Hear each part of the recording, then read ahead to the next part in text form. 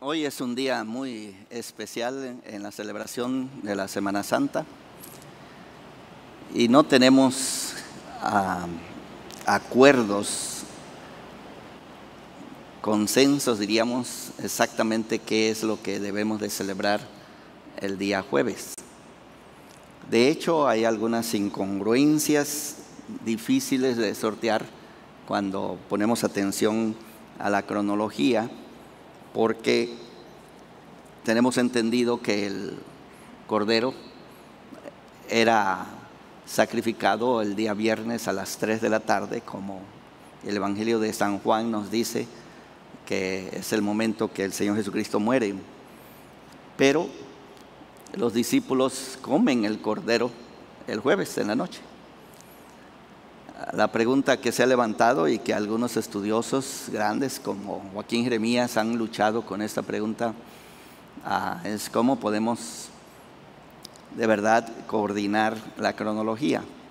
Sin embargo, hermanos, aunque no podemos tener todo exactamente cómo sucedió, porque no todos recuerdan los detalles, tenemos una idea bastante grande de los eventos de la Semana Santa y nos acercamos a ella precisamente con el propósito de alimentar nuestra manera de pensar, de percibir lo que sucedió en esta semana que celebramos la muerte y resurrección de nuestro Señor Jesucristo, con el propósito de vivir una vida agradable delante del Señor. Y espero que las reflexiones que hemos estado haciendo y que vamos a hacer todavía durante estos días les ayude a ustedes también, hermanos.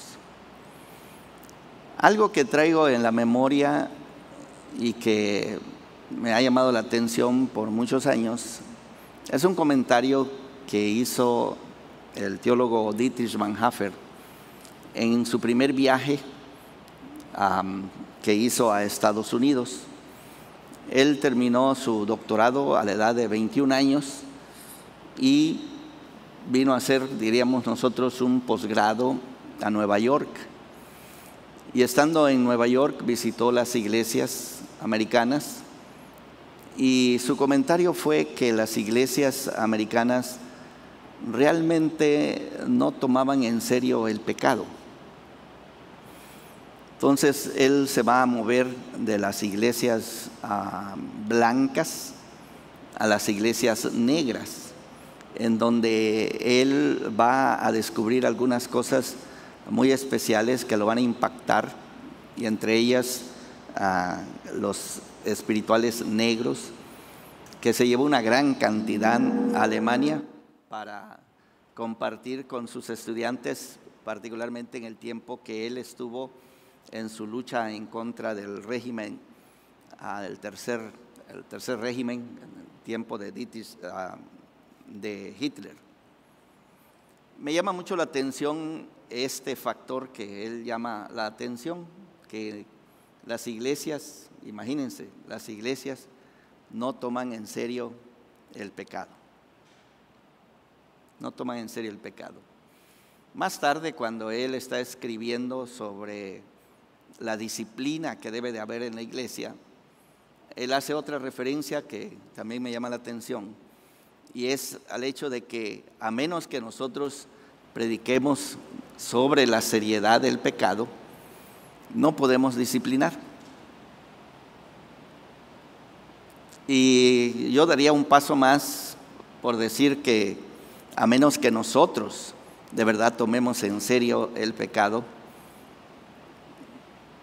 no podríamos aceptar disciplina que nos ayude a apreciar lo que el Señor Jesucristo hizo en la cruz del Calvario. Recuerdo esta anécdota y con ello quiero empezar esta noche la reflexión. El hermano Rubén Marínez, uno de los pastores en el distrito hispanoamericano en California, nos contó una historia que se me hace tierna y profunda. Él dice que era un alumno favorito en el salón Su maestra lo quería mucho y él era muy aplicado. Entonces la maestra encontraba un deleite muy especial en él como alumno. Pero en una ocasión que hicieron un examen, a él se le ocurrió la siguiente idea: no voy a contestar el examen y quiero saber qué va a hacer mi maestra. Y así lo hizo. No contestó el examen, solo le puso su nombre. Y entonces al siguiente día, cuando la maestra estaba devolviendo los exámenes, el de él traía un 0 grandote en la primera página, y cuando la maestra se acercó para entregárselo, ella empezó a llorar.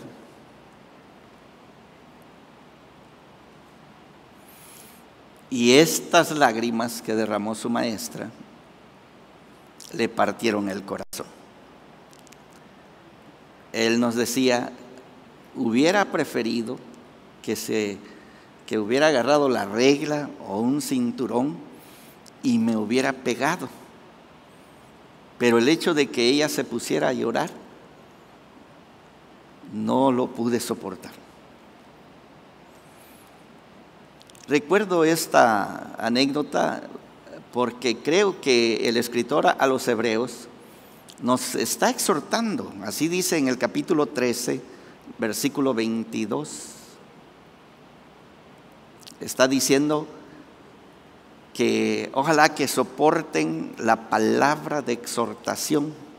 Es una palabra de exhortación. Toda la carta a los Hebreos es una palabra de exhortación. Y veíamos en el capítulo 4, cuando él está refiriéndose a su exposición, que dice que tenemos un sumo sacerdote que traspasó los cielos, y sobre esa exposición él va a llamar a la exhortación, que me lleva a la conclusión, hermanos, de que toda exposición, y hoy estaremos en esa exposición, toda exposición tiene como propósito llevarnos a la exhortación, porque toda la carta, según el mismo autor, es una palabra de exhortación. Entonces, les invito en esta noche a que nos sometamos a la exhortación, que nos sometamos al jalón de oreja, ¿verdad? O al coscorrón. No sé cómo les guste a usted pensar, que esta carta nos llama precisamente la atención. Tenemos un sumo sacerdote. Esta es una de las confesiones, no es la única. De hecho, son 3 confesiones en toda la carta que nosotros necesitamos notar y apreciar. Tenemos un sumo sacerdote que traspasó los cielos. Siendo que tenemos un sumo sacerdote que traspasó los cielos, pues acerquémonos al trono de la gracia, dice, para obtener ese socorro que usted y yo necesitamos. Pero en el día de hoy yo les invito a que pongamos atención allí en el capítulo 8, donde el escritor, después de hablarnos acerca de este sumo sacerdote que fue elegido por Dios y fue constituido por este Dios, y con un juramento fue declarado para siempre sumo sacerdote, este sumo sacerdote ha hecho algo que nosotros necesitamos escuchar. Este sumo sacerdote que fue perfeccionado por los sufrimientos y que ha llegado a ser la fuente de eterna salvación, este sumo sacerdote necesitaba encontrar solución a la necesidad humana. En el capítulo 2 hace referencia precisamente a eso, por cuanto los hijos participaron de carne y sangre, él también participó de lo mismo. Y esta sería una manera como este escritor hace referencia a la doctrina que nosotros conocemos como la encarnación. Juan en su capítulo 1, versículo 14, nos ofrece la siguiente descripción: y aquel verbo se hizo carne y habitó entre nosotros. Aquel verbo se hizo carne. Y entonces hablamos de la encarnación. Pero este escritor habla de participación de carne y de sangre. Y lo hace precisamente porque había de cumplir esta relación que él tiene con su Padre y esta nueva relación que ha adquirido con la raza humana, a quien necesita salvar. Tengo así recuerdos bastante vagos. Había muerto la hermana Anita, mi maestra de escuela dominical allá en Tonalá. Me acuerdo de esta anciana que fue mi maestra de escuela dominical cuando estaba en el 5º y 6º año. Había muerto y el hermano Jonás Aquino fue a predicar en este funeral. Y él escogió este texto de Hebreos capítulo 2 y hablaba acerca de que nosotros somos personas esclavizadas por el temor a la muerte. Tenemos miedo a la muerte. Y han habido bastantes estudios sobre este temor. Pero de verdad nos espanta, la muerte nos espanta.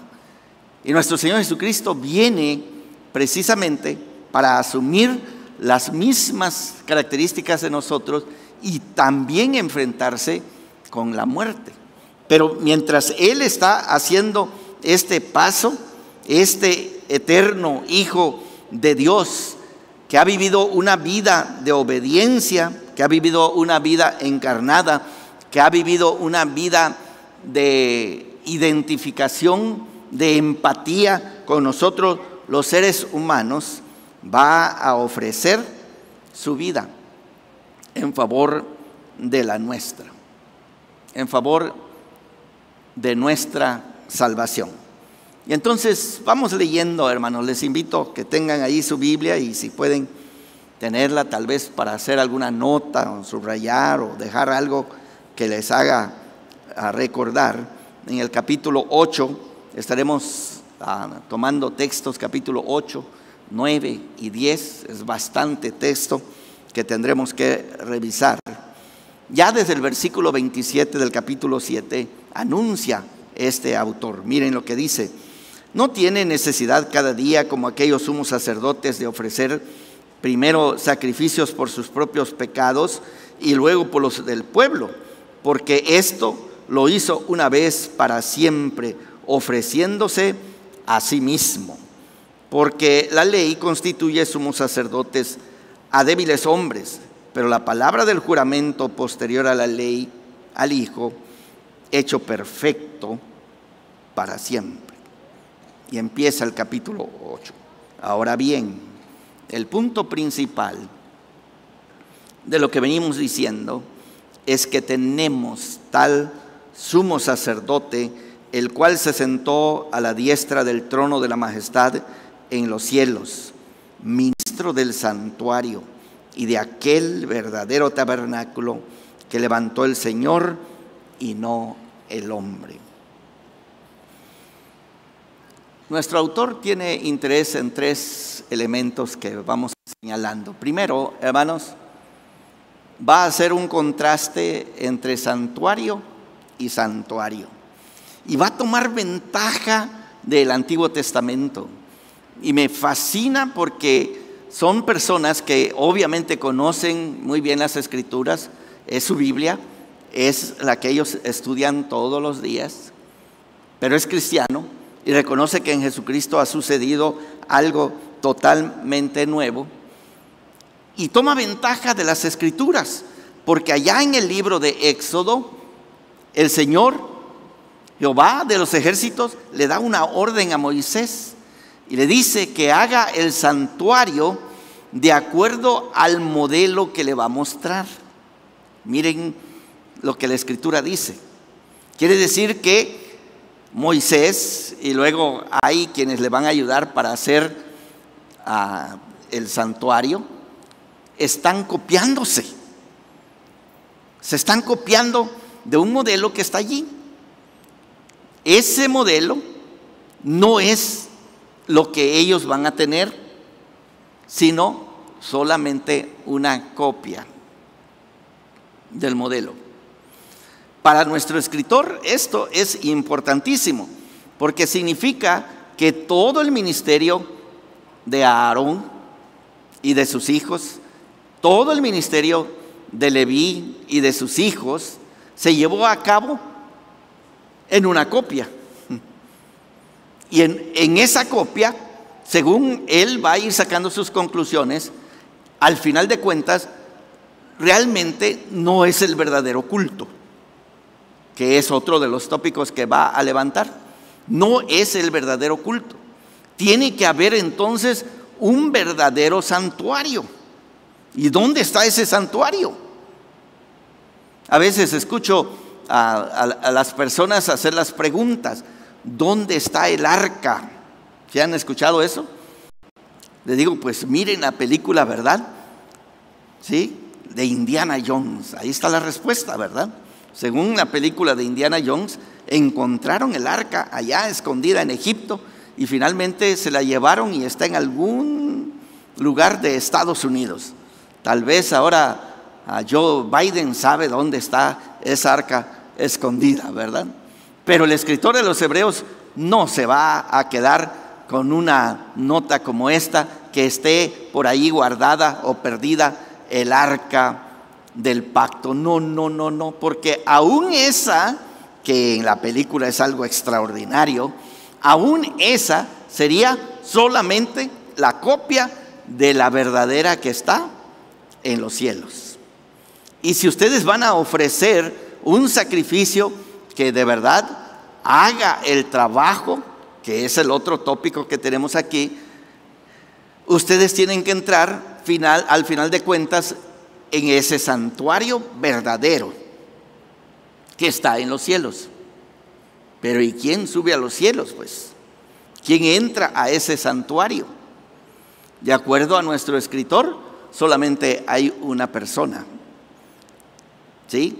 Y es este sumo sacerdote que fue puesto por nuestro Dios para siempre, según el orden de Melquisedec.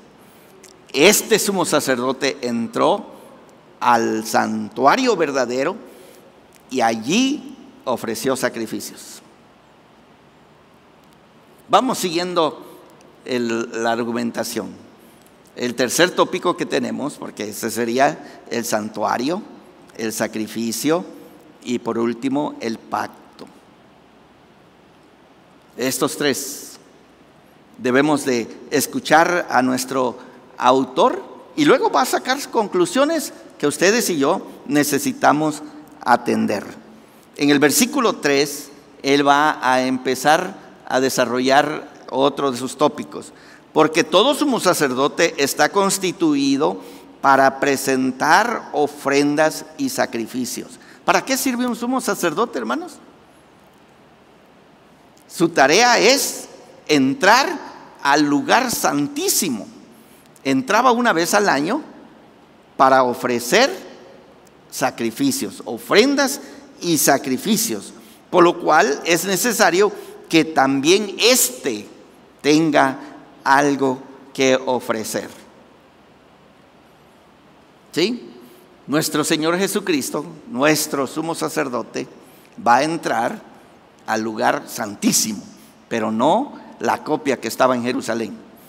Va a entrar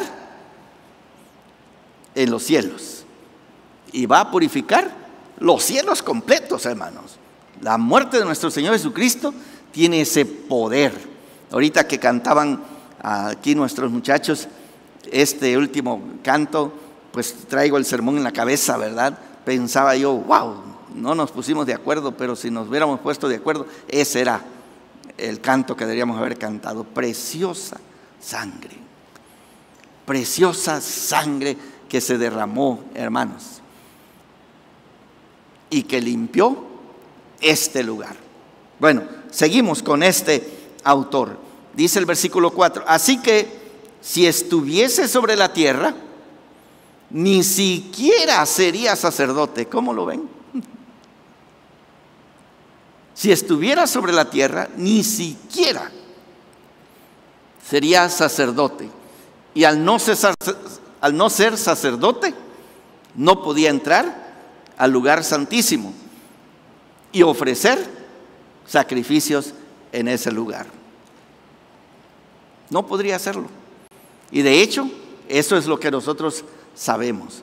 Pero los últimos eventos, desde el momento de Getsemaní, hermanos, cuando él está ahí clamando, de acuerdo al capítulo 5, aquel que lo podía librar de la muerte, está clamando, y cuando está en la cruz del Calvario diciendo: Dios mío, ¿por qué me has desamparado? Algo está sucediendo que solo este escritor nos está ayudando a nosotros a ver si podemos entender lo que está sucediendo Viernes Santo. Viernes Santo, y ahí nos vamos a quedar hoy. ¿Qué está sucediendo en Viernes Santo?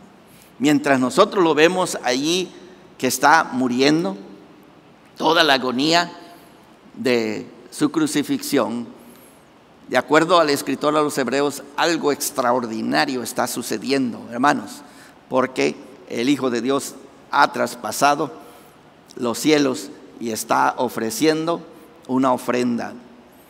¿Y cuál es la ofrenda que Él está ofreciendo?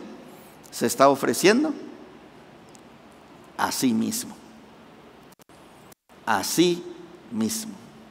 Siempre he pensado de otras ocasiones, y siempre me queda ese sentimiento que necesito, creo yo, convertirme sobre este asunto, porque no crecí con estos sentimientos. Yo veo a mi familia que de verdad le preocupan los animales. A mí no me preocuparon de muchacho, de niño, no me preocuparon. Tirarle una piedra a un perro y pegarle y que gritara, eso era una alegría para mí. Le pegué, ¿lo viste cómo iba llorando? Recuerdo que una vez un perro llegó a la casa y se peleó con el de la casa, y en el pleito se vinieron los dos perros y casi le caen encima a mi hermana Georgina, que era pequeñita, todavía estaba gateando, y mi papá se molestó tanto, se metió, sacó su rifle, y al perro extraño que había llegado a la casa no lo mató, sino la bolita aquí de la nariz, exactamente esta bolita que tiene, se la voló. ¡Pax! O sea, no lo quería matar. Y ya sabrán, el perro salió llorando, ¿verdad? Pero ahora yo veo aquí, bueno, a mi esposa, que fue la que me convirtió por ahí en algún punto, hablan de los gatos, de los perros, y cuentan estas historias, ¿verdad? Pero aún así, hermanos, que era cruel con los animales, cuando leí que cuando ustedes traían al templo su ovejita o su becerra, y el sacerdote la recibía y traía su cuchillote, porque eran buenísimos para matar y descuartizar los animales, se especializaban ellos, algo así como los carniceros modernos, ¿verdad? Uno tenía que poner sus manos sobre la cabeza del animal, porque los pecados que nosotros traíamos y que queríamos que Dios nos perdonara, teníamos que transmitírselos al animal. Y pensar, hermanos, yo traigo a mi ovejita, ¿verdad? Y le digo al sacerdote: por favor, ayúdame, es la oveja que voy a sacrificar, y que él la reciba, y su cuchillo, ¿verdad?, la va a cortar el cuello, y yo tengo que poner mi mano ahí. No. Ahora sí me gustaría que los sacrificios sean virtuales, ¿sí? Virtuales, desde lejos, porque no quiero identificarme. Porque ¿qué culpa tiene la ovejita, hermanos? ¿Qué culpa tiene el becerro de mis pecados, de las cosas malas que yo hice? A quien deberían de cortarle el cuello es a mí. Ellas deberían de cortarme a mí, por las cosas malas que yo he hecho y que he ofendido a mi Señor, al Creador de mi vida. Y entonces aquí nosotros nos enfrentamos con algo extraordinario. El Señor Jesucristo se identificó con nosotros. Dios Padre lo elige de entre nosotros como nuestro representante. Y ahora Él es el sumo sacerdote escogido y debe de ofrecer un sacrificio. Y el sacrificio que va a ofrecer es su propia persona. Y en este punto usted y yo debemos de acercarnos al Señor Jesús y poner nuestra mano sobre su cabeza. ¿Quieren hacerlo, hermanos? Y entonces vamos a cantar Preciosa Sangre que se derramó por mí, por ti, por mí y por ti. Sigamos, hermanos, leyendo. Dice así, versículo 6 dice: pero ahora, tanto mejor ministerio es el suyo, cuanto es mediador de un mejor pacto establecido sobre mejores promesas. Porque si aquel primero hubiera sido sin defecto, ciertamente no se hubiera procurado lugar para un segundo. Y luego cita a Jeremías 31 al 34 para hablar acerca del nuevo pacto. Porque reprendiéndolos dice: he aquí vienen días, dice el Señor, en que estableceré con la casa de Israel y la casa de Judá un nuevo pacto. Y todo el texto citado, y llego al versículo 13 que dice: al decir nuevo pacto, ha dado por viejo al primero, y lo que se da por viejo y se envejece está próximo a desaparecer. Cuando nosotros comparamos estas dos religiones, hermanos, la religión judía, que es la que trae la promesa, en algún punto no pudieron dar el cambio, no pudieron hacer el cambio, excepto algunos cuantos. Porque las Escrituras en el mismo Antiguo Testamento ya traía esta nota, hermanos. Todo lo que tenían en Jerusalén, que para los judíos era sagrado, hermanos, lo más sagrado que había. Allí se concentraba la santidad. El lugar santísimo era lo más sagrado en toda la tierra. Era el epítome, el resumen de la santidad misma, un lugar oscuro donde se ofrecía un sacrificio anual. En la mente de los judíos, de verdad, esto debe de haberles traído un orgullo muy, muy especial. Y sin embargo, las mismas Escrituras anunciaban que eso quedaba relegado, porque se anunciaban otras cosas y mejores cosas para el futuro. Capítulo 9 inicia de nuevo. Hagan de cuenta que va a volver con los mismos temas. Ahora bien, aún el primer pacto tenía ordenanzas de culto y un santuario terrenal, porque el tabernáculo estaba dispuesto así. En la primera parte, llamada el lugar santo, estaban el candelero, la mesa y los panes de la proposición. Y empieza a describir, hermanos, cómo estaba organizado lo que hoy conocemos como el templo, ¿verdad? Dice el versículo 5: al final de las cuales cosas no se puede ahora hablar en detalle. Y no estoy seguro si no puede hablar en detalle porque no quiere tomar más tiempo, o no puede hablar en detalle porque ya el templo fue destruido y ya no queda nada, y solamente memorias. No estoy seguro en dónde colocar a la carta, pero dice así el versículo 6: y así dispuestas estas cosas, en la primera parte del tabernáculo entran los sacerdotes continuamente para cumplir los oficios del culto, pero en la segunda parte solo el sumo sacerdote una vez al año, y sigue explicando hasta el versículo 10. Todo esto es una explicación del primer santuario. El versículo 11 vuelve a dar la vuelta. Pero estando ya presente Cristo, sumo sacerdote de los bienes venideros, por el más amplio y más perfecto tabernáculo, no hecho de manos, es decir, el que veía Moisés y del que se estaban copiando, hermanos. Este tabernáculo, ¿sí?, no de esta creación, y no por la sangre de machos cabríos ni de becerros, sino por su propia sangre. Entró una vez para siempre en el lugar santísimo, habiendo obtenido eterna redención.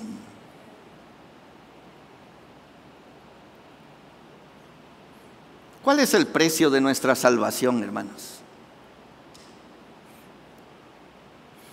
Y el escritor desde el capítulo 2 ya empezó a llamarnos la atención. Hermanos, dice, pongan más atención a estas cosas, porque si las cosas que se anunciaron por los ángeles serán castigadas severamente, pues cuánto más estas que han sido dichas por el Hijo de Dios.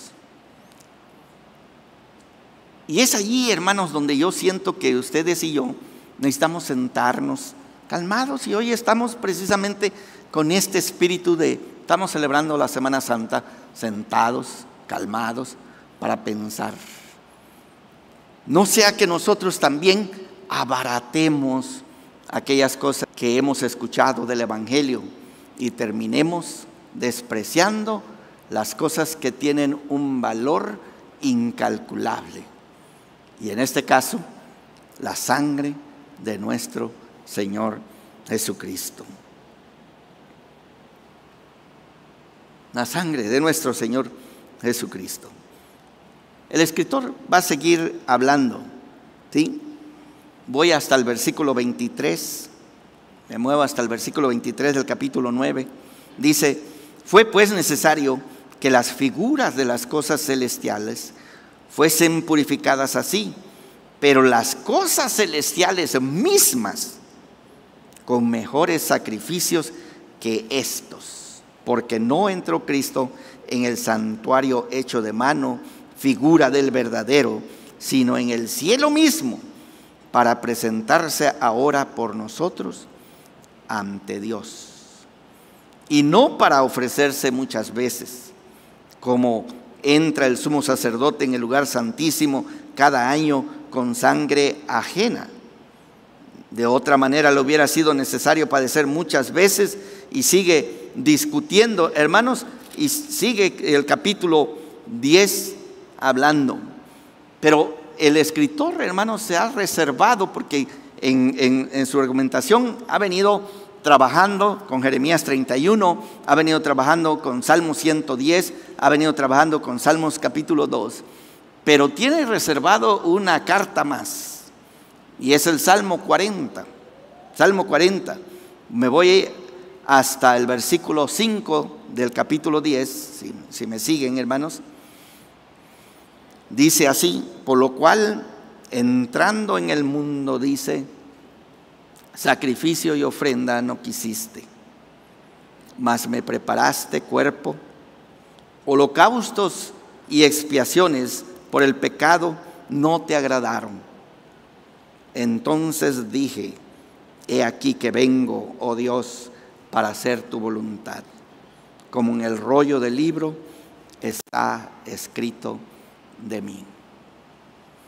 En algunas ocasiones he llegado a estas reflexiones. Uno de mis maestros le gustaba cuando leíamos algunas partes de la Escritura, de repente reírse o hacer chistes. Me acuerdo muy bien que capítulo 3 de Éxodo, estábamos leyendo a Moisés, ¿sí se acuerdan esta historia? Dice el texto, Dios hablando con Moisés: he descendido para ver lo que está sucediendo con los israelitas y he escuchado su clamor. Por tanto, ahora quiero que tú vayas. Y en ese punto él se reía, ¿sí? Nuestro Dios se ha dado cuenta de qué tan terrible está pasando la vida de los israelitas esclavos en Egipto, y entonces tú vas. Porque así somos buenos nosotros para mandar, ¿verdad? Nos damos cuenta. Había una hermana, la hermana Rebeles, allá en la iglesia de Bolhais. Se reunía pues el concilio, la junta, y luego alguien tenía que decir algo a alguien, ¿no? Y la hermana Rebeles siempre nos decía, se reía, la viejita así, flaquita, siempre decía, ahora vamos a ver quién le pone el cascabel al gato. Es bonito decir, sí, y hay que echarlo fuera, hay que expulsarlo, ¿verdad? Pero ¿y ahora quién le dice? A ver quién le dice, ¿no? Algo así. Y el doctor Carver siempre le encantaba decir eso. Y entonces, estas reflexiones me llevaban a este punto. Nuestro Dios, porque así dice Juan 3:16, ¿cómo dice, hermanos? Porque de tal manera amó Dios al mundo, pues que Él hubiera venido por nosotros, ¿no? No, nos amaba. Él debería haber venido a salvarnos, ¿no creen ustedes, hermano? Pero no dice así, ¿verdad? Dice que dio a su Hijo unigénito. Sí, el Padre nos miró y dijo, tú ve. Pero este capítulo que tenemos aquí, como Pablo en Gálatas 2:20 también lo menciona, hermanos, yo quisiera decirles que esta es una nota del Nuevo Testamento muy profunda que ustedes y yo necesitamos captar. Nuestro Señor Jesucristo no fue empujado, hermanos, para salvarnos. Nuestro Señor Jesucristo se ofreció a sí mismo para venir a salvarnos. Por eso el apóstol Pablo dice, ¿verdad? Con Cristo estoy juntamente crucificado y ya no vivo yo, mas Cristo vive en mí, y lo que ahora vivo en la carne, lo vivo en la fe, ¿de quién?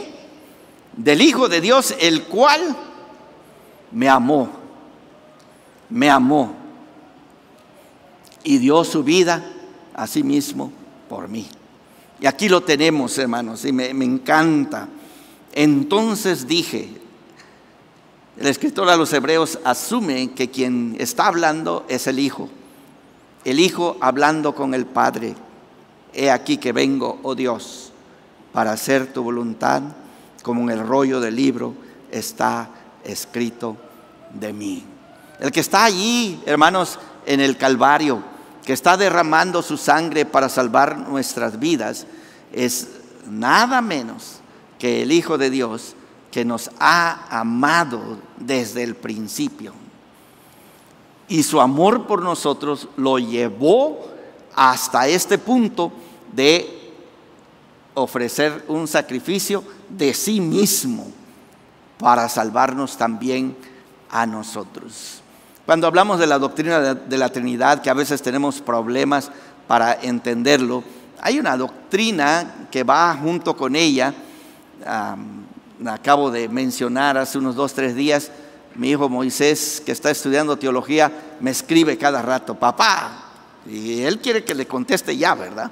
Papá, siempre me está escribiendo, y me dijo, hice una presentación sobre la doctrina de la Trinidad, pero me hicieron unas preguntas y ya no pude contestar. ¿Qué debería de haber dicho? Y ahí me está escribiendo, y le escribí y le dije, hay una doctrina que se llama circunlocución.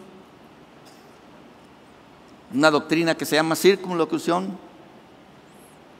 Esa es la doctrina que deberías de haber estudiado. ¿Y qué es eso? Ustedes han leído en el Evangelio de San Juan, el Padre mora en mí. ¿Sí lo han leído? Y yo en el Padre. Eso es la doctrina, hermanos. Esta es la doctrina. Cuando hablamos de la Trinidad, esos textos son preciosos. Porque el amor del Padre, hermano, está encendido por nosotros. está encendido, nos ama, quiere salvarnos. Pero es el Hijo el que sale por nosotros. Es el Hijo. Exactamente ese amor que se sacude en el corazón de nuestro Padre Celestial es el corazón del Hijo, que es el que viene a dar su vida por nosotros. Y Él está ahí en la cruz muriendo. Se entregó totalmente por nosotros. Voy a ir concluyendo esta reflexión y llamándoles la atención. Voy a llegar hasta el versículo 18. Pues donde hay remisión de estos, no hay más ofrenda por el pecado. Está citando otra vez a Jeremías 31 y llegando a la conclusión. Hermanos, la muerte de nuestro Señor Jesucristo es una muerte perfecta, completa. No necesitamos absolutamente la ayuda de nadie más. Por eso nosotros necesitamos apreciarlo.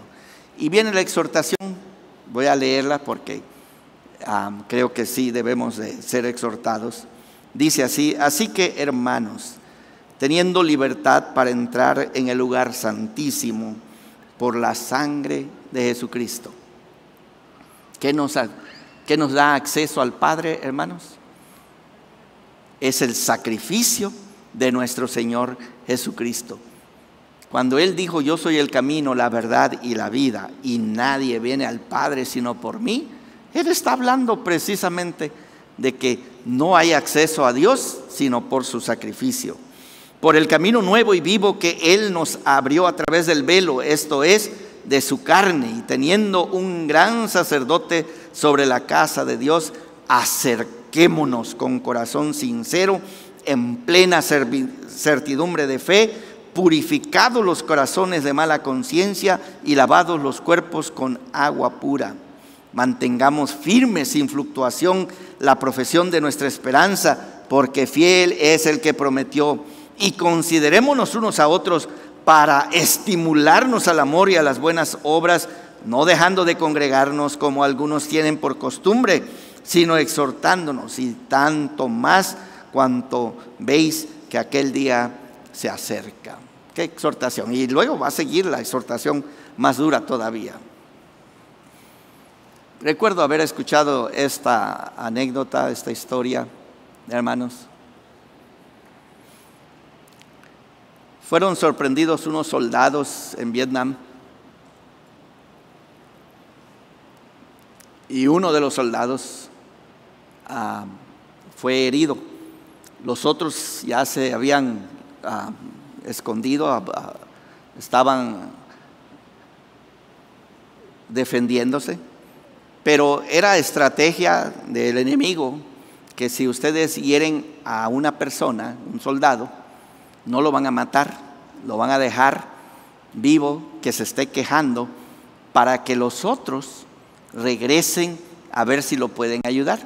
Y cuando regresen, ellos tengan la oportunidad de matar a los otros soldados. Entonces estaba este soldado tirado allí, herido, y el capitán del pelotón que estaba allí, estaba pues luchando con si regresaban o no regresaban, y finalmente se armó de valor y, protegido con las balas de los otros, regresó y alcanzó a traer a este soldado y jalarlo, pero al momento de entrar a donde estaban los otros y encontrar seguridad, una bala lo alcanzó al capitán y lo mató. Lo mató. El soldado que estaba herido lo lograron salvar. Y bueno, cuando esta historia la supieron sus padres, cuando tuvieron la oportunidad, invitaron a este soldado, porque ven, ellos habían criado a este muchacho, el que era el capitán, y era un muchacho ejemplar, estudioso, obediente. Pero bueno, vino la guerra y también tuvo que ir a pelear. Y ellos querían conocer al muchacho por quien su hijo había dado la vida salvándolo. Cuando este soldado llegó a visitar a los padres, llegó tarde, llegó mal vestido, llegó con algunas cervezas, medio borracho, y cuando llegó todo desalineado y entró, los papás querían pues conocer quién era este soldado. Y luego cuando empezó a hablar, mal hablado, hablaba con muchas malas palabras, y los papás hicieron todo el esfuerzo posible para no perder la calma. Cuando finalmente terminó la visita, el soldado se fue, y tan pronto ellos cerraron la puerta, se abrazaron papá y mamá y se pusieron a llorar terriblemente, porque no podían comprender cómo era posible que su hijo hubiera dado su vida por este desgraciado.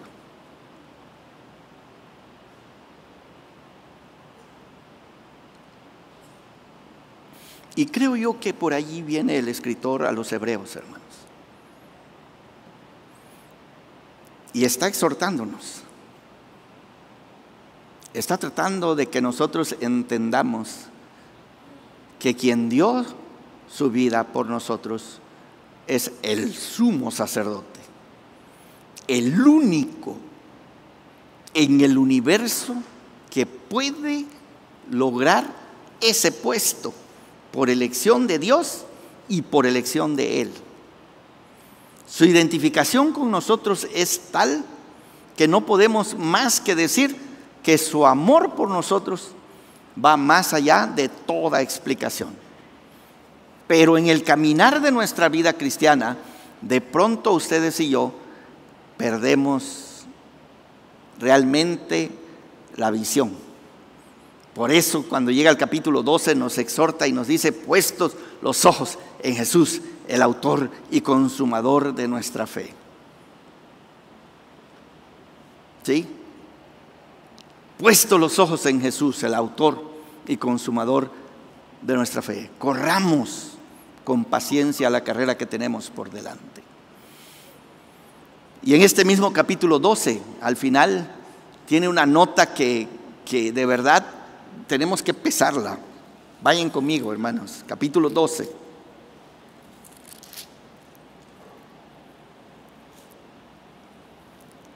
Dice así el versículo 28. Así que, recibiendo nosotros un reino inconmovible, tengamos gratitud y mediante ella sirvamos a Dios, agradándole con temor y reverencia, porque nuestro Dios es fuego consumidor. Tengo la impresión, tal vez solamente es una impresión, que Bonhoeffer tenía razón. En la iglesia nosotros tendemos a tomar como cosa liviana el pecado. Tony Campolo, un predicador que escuché y leí sus libros, tenía una anécdota que decía: cada vez que vayas a pecar, deberías de hacer un viaje a la cruz del Calvario para escuchar los gritos de nuestro Señor Jesucristo mientras muere en esa cruz por nosotros.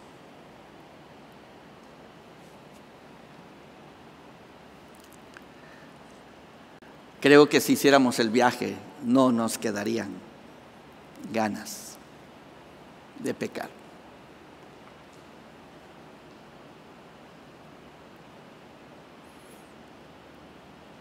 En estos días, hermanos, que nosotros estamos reflexionando sobre la Semana Santa. Yo les invito de nuevo que nos sentemos y escuchemos atentamente lo que está sucediendo. El precio que se pagó es muy alto para que nosotros lo tomemos como algo liviano. Necesitamos, no sé, hermanos, cómo, pero sí necesitamos sopesar lo que hizo nuestro Señor Jesucristo por nosotros.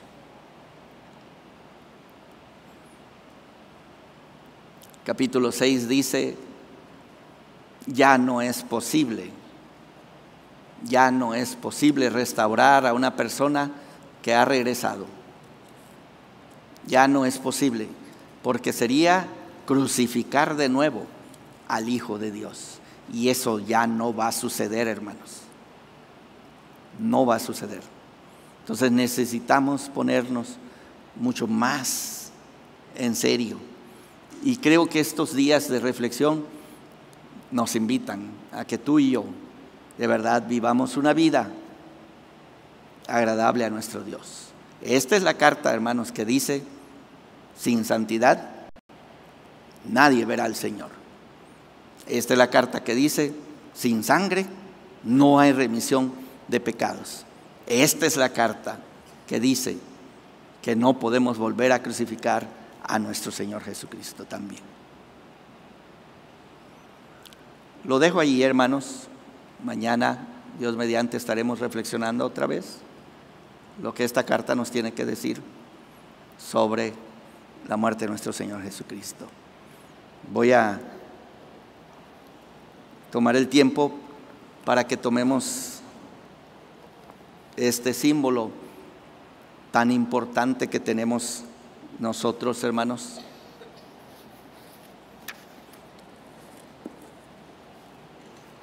Que es la Santa Cena. Y ustedes tendrán en sus manos el cuerpo y la sangre de nuestro Señor Jesucristo, símbolos de su muerte por cada uno de nosotros.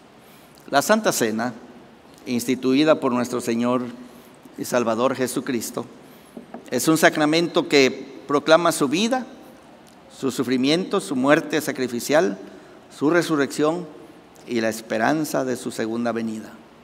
Nos recuerda la muerte del Señor hasta su regreso.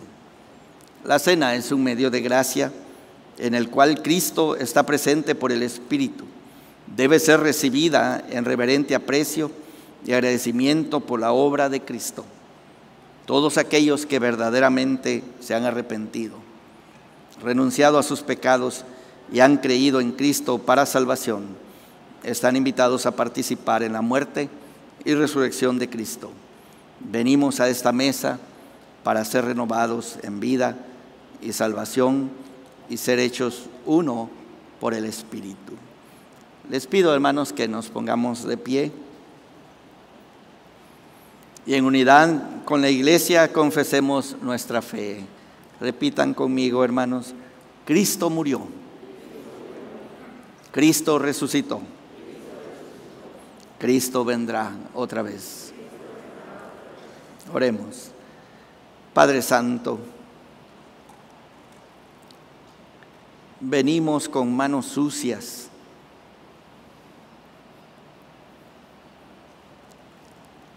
con labios inmundos,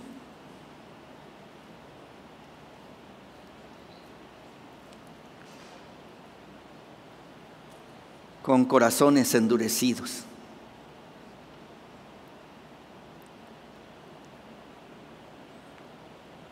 Y recibimos los símbolos más sagrados que hay en la tierra.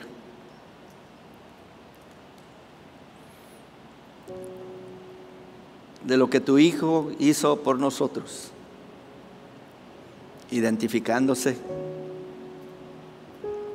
asumiendo nuestra culpa, ofreciéndose a sí mismo como sacrificio por nosotros, Y esta palabra que se ha proclamado y que hemos creído, oh Dios eterno, necesita tomar más profundidad, más seriedad en nuestra vida, de tal manera que produzca una vida verdadera de santidad. Y aún en aquellos que pudiéramos decir entre nosotros que somos los mejores, oh Dios eterno, tú más que nadie sabes que somos indignos de estar en tu presencia. Pero es la sangre de tu Hijo, preciosa sangre, que fue derramada allá en la cruz del Calvario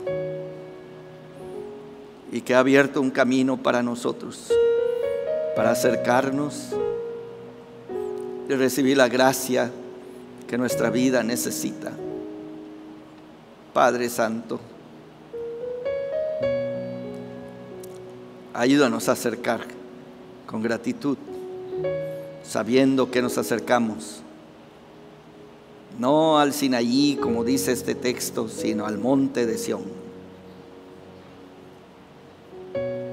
a los primogénitos que están inscritos en el libro de la vida, a los millones de ángeles que cantan día y noche en tu presencia. Padre Santo, si no nos has consumido es porque todavía tu amor por nosotros sigue firme y se abren tus brazos para recibirnos a nosotros, gente indigna, a recibir estos símbolos. Oh Dios eterno, que tu Espíritu nos ayude a apreciar, verdaderamente apreciar la sangre preciosa de nuestro Señor Jesucristo.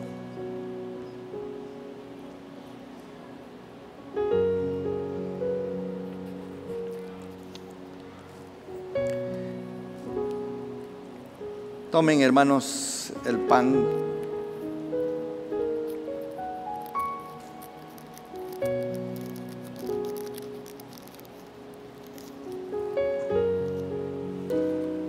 El cuerpo de nuestro Señor Jesucristo, quebrantado por nosotros, nos preserve irreprensibles para la vida eterna. Comamos este pan en memoria de que Cristo murió por nosotros y seamos agradecidos.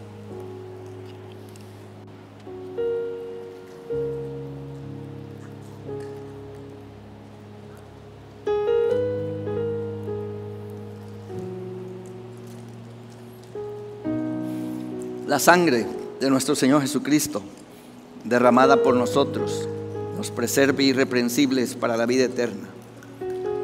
Bebamos de esta copa en memoria de que Cristo murió por nosotros y seamos agradecidos.